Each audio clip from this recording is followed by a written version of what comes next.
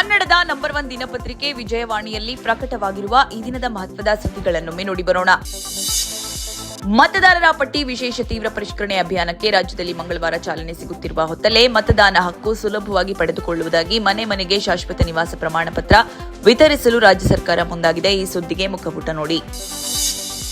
ಬೂದಿ ಮುಚ್ಚಿದ ಕೆಂಡದಂತಿದ್ದ ಬೆಳಗಾವಿ ಗಡಿ ವಿವಾದ ಮತ್ತೆ ಮುನ್ನೆಲೆಗೆ ಬಂದಿದೆ. ಕೆಲವೇ ದಿನಗಳಲ್ಲಿ ಈ ವಿವಾದ ಸುಪ್ರೀಂ ಕೋರ್ಟ್ನಲ್ಲಿ ವಿಚಾರಣೆಗೆ ಬರುವ ಸಾಧ್ಯತೆ ಇದ್ದು, ಇದಕ್ಕಾಗಿ ಮಹಾರಾಷ್ಟ್ರ ಸರ್ಕಾರ ಸಾಕಷ್ಟು ಸಿದ್ಧತೆ ಮಾಡಿಕೊಳ್ತಾ ಇದೆ.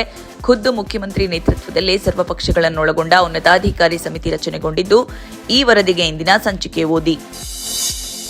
ರಾಜ್ಯದಲ್ಲಿ ಮುಂಗಾರು ಮಾರುತ ದುರ್ಬಲಗೊಂಡಿರುವ ಪರಿಣಾಮ ಜೂನ್ ತಿಂಗಳಲ್ಲಿ 45% ಮಳೆ ಕುಂಠಿತವಾಗಿದೆ. ಈ ಅವಧಿಯಲ್ಲಿ ದಕ್ಷಿಣ ಕನ್ನಡ, ಉತ್ತರ ಕನ್ನಡ, ಉಡುಪಿ, ಶಿವಮೊಗ್ಗ, ಚಿಕ್ಕಮಗಳೂರು, ಕೊಡಗು, ಹಾಸನ, ದಾವಣಗೆರೆ ಮತ್ತು ಬೀದರ್ ಸೇರಿ ರಾಜ್ಯದ 18 ಜಿಲ್ಲೆಗಳಲ್ಲಿ ತೀವ್ರ ಮಳೆ ಅಭಾವ ಎದುರಾಗಿದೆ. ಈ ವರದಿಗೆ ವಿಜಯವಾಣಿ ಓದಿ.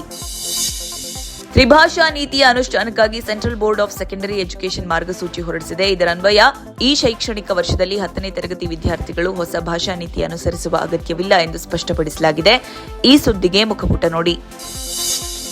ಅಯೋಧ್ಯೆ ರಾಮ ಮಂದಿರ ನಿರ್ಮಾಣಕ್ಕಾಗಿ ಶ್ರೀರಾಮ ಜನ್ಮಭೂಮಿ ತೀರ್ಥ ಕ್ಷೇತ್ರ ಟ್ರಸ್ಟ್ಗೆ ಬಂದಿದ್ದ ದೇಣಿಗೆ ದುರ್ಬಳಕೆ ಆರೋಪದ ಕುರಿತು ನ್ಯಾಯೋಚಿತ ತನಿಖೆಗೆ ಕೋರಿ ಸಲ್ಲಿಕೆಯಾಗಿದ್ದ ಅರ್ಜಿಯ ತುರ್ತು ವಿಚಾರಣೆಗೆ ಸರ್ವೋಚ್ಚ ನ್ಯಾಯಾಲಯ ಸೋಮವಾರ ನಿರಾಕರಿಸಿದೆ.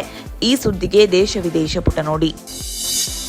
ಎಐಸಿಸಿ ಮುಖ್ಯಸ್ಥ ಮಲ್ಲಿಕಾರ್ಜುನ ಖರ್ಗೆ, ಬಿಜೆಪಿ ನಾಯಕ ತರುಣ್ ಚುಗ್ ಸೇರಿದಂತೆ ಹೊಸದಾಗಿ ಆಯ್ಕೆಯಾದ 8 ರಾಜ್ಯಸಭಾ ಸದಸ್ಯರು ಸೋಮವಾರ ಪ್ರಮಾಣ ವಚನ ಸ್ವೀಕರಿಸಿದರು. ರಾಜ್ಯಸಭಾ ಸಭಾಪತಿ ಸಿಪಿ ರಾಧಾಕೃಷ್ಣನ್ ನೂತನ ಸದಸ್ಯರಿಗೆ ಅಧಿಕಾರ ಮತ್ತು ಗೌಪ್ಯತೆಯ ಪ್ರತಿಜ್ಞಾ ವಿಧಿ ಬೋಧಿಸಿದರು. ಈ ಸುದ್ದಿಗೆ ಇಂದಿನ ಸಂಚಿಕೆ ಓದಿ.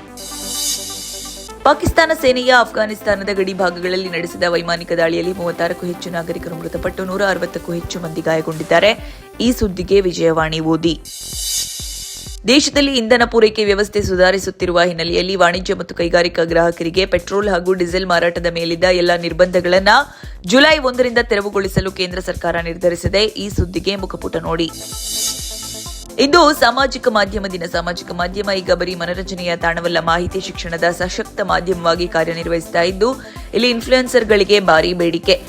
2024ರ ಲೋಕಸಭೆ ಚುನಾವಣೆಯ ಮುನ್ನ ಪ್ರಧಾನಿ ನರೇಂದ್ರ ಮೋದಿ ಅವರು ಕೂಡ ದೇಶದ ಖ್ಯಾತ ಇನ್ಫ್ಲೂಯೆನ್ಸರ್ಗಳೊಂದಿಗೆ ವಿಶೇಷ ಸಂವಾದ ನಡೆಸಿ ಸಾಮಾಜಿಕ ಮಾಧ್ಯಮದ ಶಕ್ತಿಯನ್ನು ಪ್ರಶಂಸಿಸಿದ್ರು. ಈ ಕುರಿತ ಸ್ಟೋರಿಗೆ ಚಿಂತನ ಪುಟ ನೋಡಿ. ಅಮೆರಿಕ ಮತ್ತು ಇರಾನ್ ನಡುವೆ ಹೋರ್ಮುಜ್ ಜಲಸಂಧಿಯಲ್ಲಿ ಉಂಟಾದ ಸೈನಿಕ ಸಂಘರ್ಷ ಹಾಗೂ ಕಚ್ಚಾ ತೈಲ ಬೆಲೆ ಏರಿಕೆಯಿಂದಾಗಿ ಸೋಮವಾರ ದೇಶೀಯ ಷೇರು ಮಾರುಕಟ್ಟೆಗಳು ಕುಸಿತ ಕಂಡಿವೆ. ಈ ಸುದ್ದಿಗೆ ಮನಿ ಮಾತು ನೋಡಿ. ಟಿ20 ವಿಶ್ವ ಚಾಂಪಿಯನ್ ಭಾರತ ತಂಡ ಕ್ರಿಕೆಟ್ ಶಿಶು ಐರ್ಲೆಂಡ್ ವಿರುದ್ಧ ಸರಣಿ ಸೋಲು ಕಂಡ ಬೆನ್ನಲ್ಲೇ ಮುಖ್ಯ ಕೋಚ್ ಗೌತಮ್ ಗಂಭೀರ್ ಸಾಮಾಜಿಕ ಜಾಲತಾಣಗಳಲ್ಲಿ ತೀವ್ರ ಟೀಕೆಗಳಿಗೆ ಗುರಿಯಾಗಿದ್ದಾರೆ. ಈ ಸುದ್ದಿಗೆ ಕ್ರೀಡಾಪುಟ ನೋಡಿ. ನಟ ಗೌರವ್ ಖನ್ನಾ ಮತ್ತು ನಟಿ ಆಕಾಂಕ್ಷಾ ಚಮೋಲಾ ಹಿಂದಿ ಕಿರುತೆರೆಯಲ್ಲಿ ದೊಡ್ಡ ಹೆಸರು ಮಾಡಿರುವ ಜೋಡಿ. ಆಡಿಷನ್ ಒಂದರಲ್ಲಿ ಭೇಟಿಯಾಗಿದ್ದ ಇಬ್ಬರು ಕೆಲ ತಿಂಗಳ ಕಾಲ ಡೇಟಿಂಗ್ ಮಾಡಿ 2016ರಲ್ಲಿ ಮದುವೆಯಾಗಿದ್ರು. ಇದೀಗ ದಶಕದ ದಾಂಪತ್ಯ ಅಂತ್ಯವಾಗಿದೆ ಎಂದು ನಟಿ ಆಕಾಂಕ್ಷಾ ಹೇಳಿಕೊಂಡಿದ್ದಾರೆ. ಈ ಸುದ್ದಿಗೆ ಉಲ್ಲಾಸ. ನಮಸ್ತೆ ಬೆಂಗಳೂರು ನೋಡಿ.